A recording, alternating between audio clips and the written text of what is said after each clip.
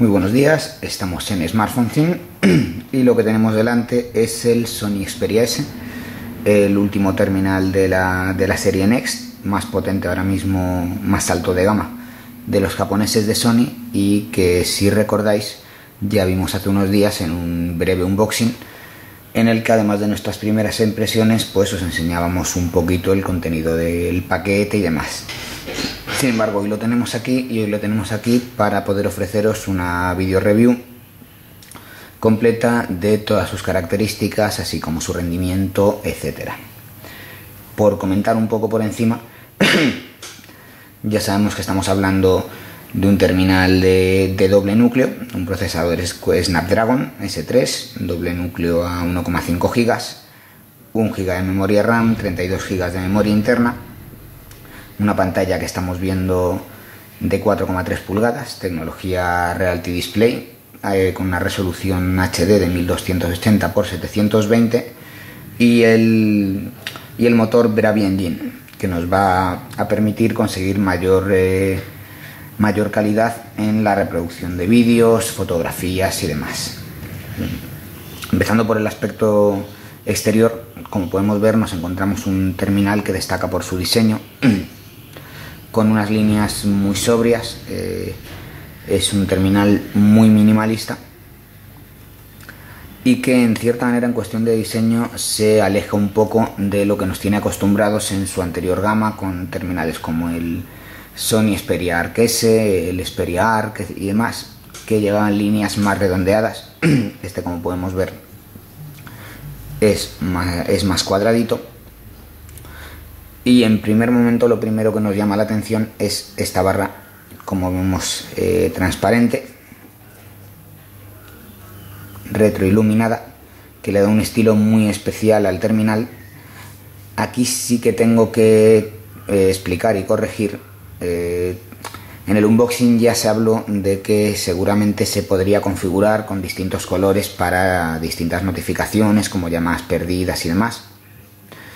Eso, después de habernos informado bien, no es correcto, al menos no de forma stock. Es decir, estamos seguros de que es cuestión de tiempo que los desarrolladores, la gran comunidad que hay alrededor de Android, empiece a lanzar custom ROMs que tengan habilitada esa opción, pero de momento solo lo vamos a ver iluminado cuando recibamos llamadas, desbloqueemos, carguemos o cuando realicemos cualquier opción con los botones que tenemos aquí.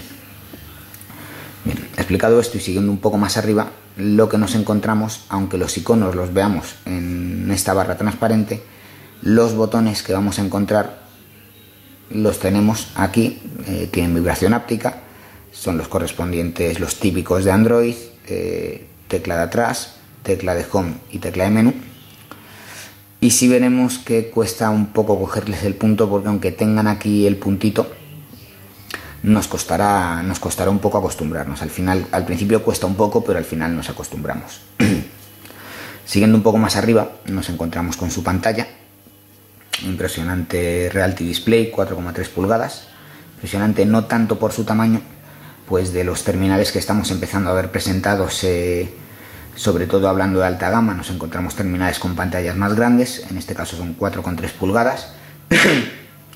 Cuando otros terminales que han ido presentándose a la par, como el HTC One, ya empiezan a incorporar pantallas de 4,6, 4,7, 4,8 pulgadas.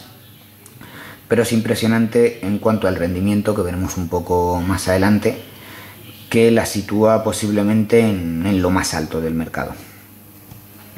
Y siguiendo un poco más adelante, nos vamos a encontrar logotipo de Sony, el altavoz y su cámara frontal, 1,3 megapíxeles, con posibilidad de grabar vídeo a 720p. Y aquí, aunque no se ve muy bien, encontraremos, aparte de los correspondientes sensores, el LED de notificación multicolor, el cual sí que se va a iluminar y sí que es posible configurarlo en distintos colores, pues dependiendo de notificaciones como WhatsApp, correos electrónicos, llamadas perdidas, mensajes, etcétera. Bien. Siguiendo por los laterales, lo primero que nos encontramos por aquí, a ver si se ve bien, es puerto HDMI, micro HDMI, para ser más exactos, protegidos por unas pestañitas que al principio dan un poco de yuyu porque son muy finitas. Siempre tenemos la sensación de que se van a romper, pero lo cierto es que son bastante resistentes y es una gran opción, pues van a proteger los distintos puertos del terminal de polvo y demás. Siguiendo nos encontramos botones del volumen y otro punto a favor, que es un botón dedicado para la cámara.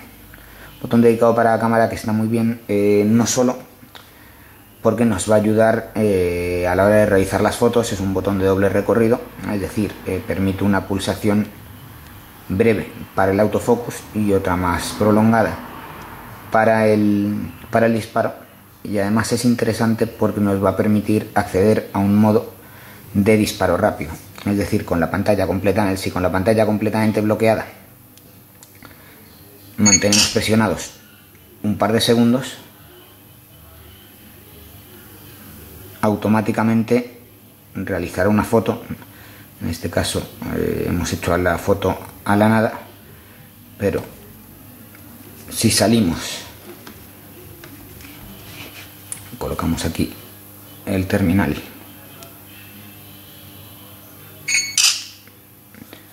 y hacemos así, podemos encontrar que aun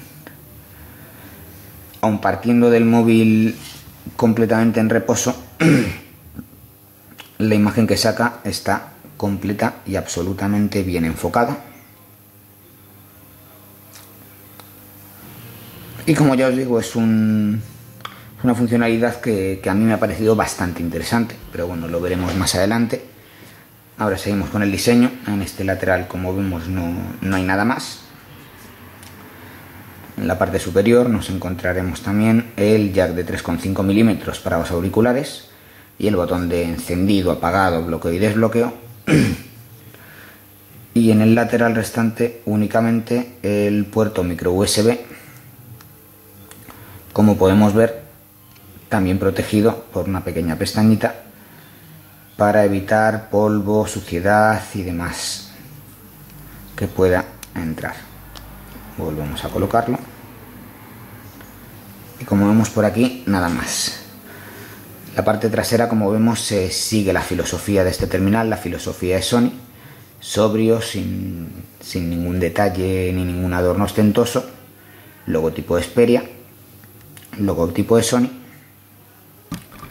y su gran cámara, a ver, por aquí, de 12 megapíxeles con su flash LED, de la que ya hablaremos más detenidamente un poco más adelante, y la posibilidad de quitar la tapa. Quitar la tapa también es importante indicar que una vez retiramos esta tapa, lo único que nos vamos a encontrar en cierta manera es el compartimento para la tarjeta micro SIM. Es decir, no funciona con tarjetas SIM habituales, tendremos que recurrir a las nuevas micro SIM, pero vamos, no hay ningún problema. Cualquier distribuidor de vuestra operadora, al hacer la portabilidad, os debería enviar la tarjeta nueva sin coste. Y os digo esto porque no vamos a encontrar ni slot para tarjetas micro SD, es decir, contamos con los 32 GB de almacenamiento que tiene el terminal de forma interna, 32 GB de los que ya veremos más adelante dispondremos para almacenamiento de un total cercano a los 25, pues tanto Android como Timescape se llevan el resto, y de cerca de 2 para almacenamiento interno dedicado a lo que es tema de sistema, aplicaciones y demás.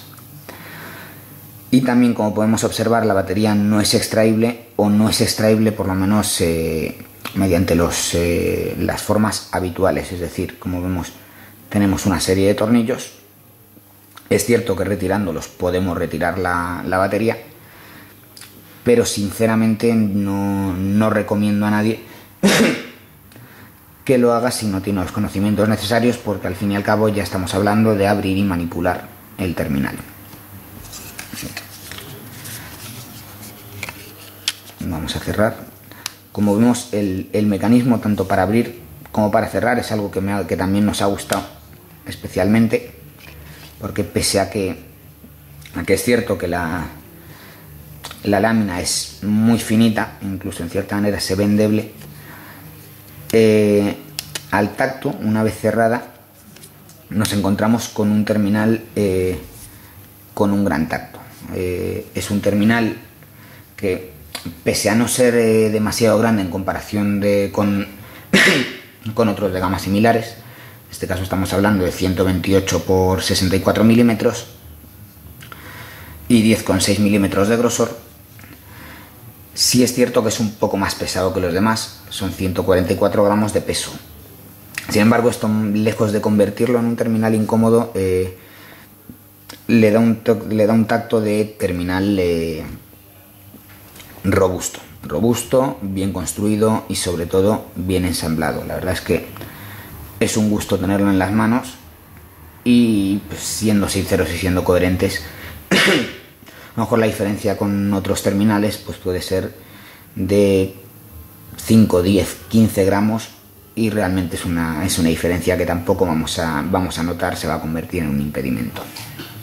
Bien, habiendo visto el diseño, vamos a ver un poco lo que es el terminal por dentro, lo que son sus características y lo que es su rendimiento. Como ya hemos indicado, el corazón de este terminal es un Qualcomm Snapdragon S3, es decir, la versión anterior a los S4 que empezamos a encontrar ya implementados en terminales como el HTC One S, el One X en su versión americana, y como ya iremos viendo a medida que empiecen a llegar otros terminales al mercado, como puede ser el PadPhone de Asus. Viene acompañado de 1 GB de memoria RAM. Y lo cierto es que pese a no ser un terminal quad-core, como empieza a incorporar ya la mayoría de la gama alta, sí nos encontramos con que nos da un gran rendimiento, encontramos mucha fluidez, no vemos ningún tipo de lag a la hora de movernos por el sistema.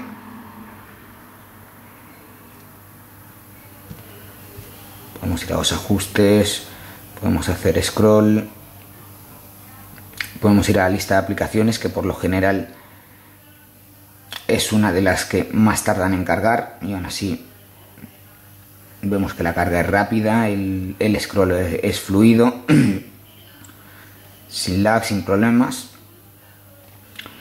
Y en general, ya os digo, yo creo que es una potencia que nos da más que de sobra para ejecutar prácticamente cualquier función.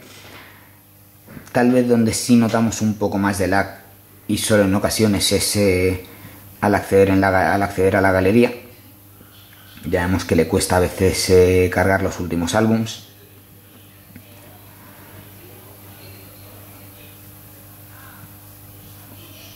Pero vemos que una vez que los carga, el movimiento sigue siendo fluido. Podemos navegar por las fotos, la carga de las cuales también suele ser rápida, pero cuando nos encontramos ante imágenes de una resolución grande,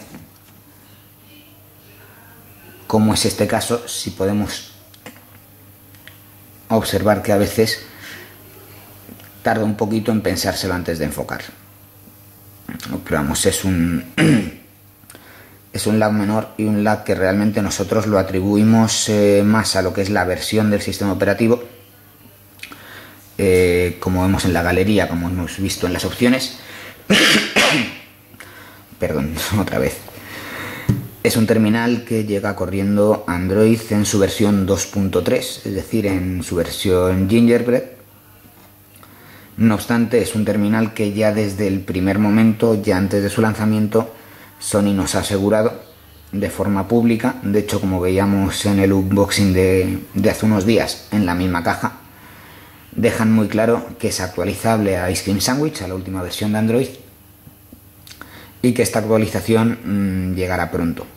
Así que es muy posible que que veamos mejoras, puesto que Ice Cream Sandwich es una versión que realiza una mejor gestión de los recursos y demás, y que aporta muchísima más fluidez al sistema operativo. Encima de Gingerbread nos encontramos Timescape, la aplicación, la interfaz nativa de todos los terminales de la gama Xperia y en general de todos los terminales Sony con Android. Una interfaz que, aunque luego ya veremos más en detalle las aplicaciones que trae preinstaladas, las opciones que nos aporta, como vemos, destaca por ser especialmente vistosa. Una gran cantidad de widgets, unos widgets que además buscan moverse todos mediante interesantes efectos. En este caso no vamos a poder. Como vemos, este sería el widget de los accesos directos, los cuales también podremos colocar de forma independiente. Si nos fijamos al mover cualquier icono, hará una especie de efecto de onda. O sea, realmente, si ya cuando hablábamos del HTC One X y de HTC Sense hablaba que para mí era una de las capas de personalización que más funcionalidad trae al usuario, Timescape, yo creo que de todas es la que más gana en el aspecto visual. Está muy conseguida y se encarga de que cualquier bueno, la garganta está por no dejarme, y que nos permite, y que, como decía, se encarga de que todo lo que hagamos, cualquier acción, tenga un toque especial. En cuanto al aspecto visual, por supuesto, todos conocemos o hemos visto alguna vez, por ejemplo, el widget de la galería de fotos. Realmente interesante, que además, como vemos, se mueve con mucha fluidez. Sobre todo porque hay que tener en cuenta que ahora mismo este widget está soportando cerca de 400-500 imágenes, y aunque sí es cierto que tarda un poquito en cargarlas, se mueve bastante bien por todas.